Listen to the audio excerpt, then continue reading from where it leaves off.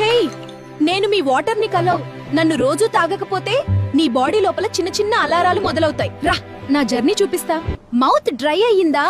అదే మొదటి సిగ్నల్.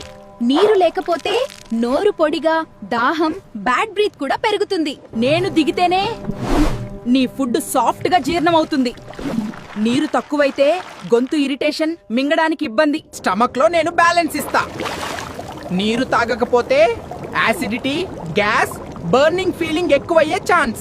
ఇక్కడే పోషకాలు బాడీకి చేరుతాయి.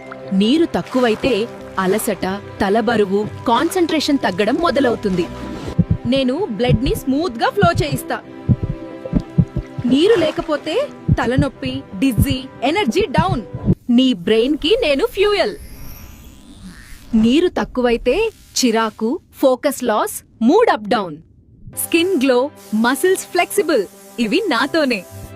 నీరు తాగకపోతే డ్రై స్కిన్, క్రాంప్స్, వీక్నెస్ రావచ్చు. కిడ్నీలు నన్ను బాగా ఇష్టపడతాయి.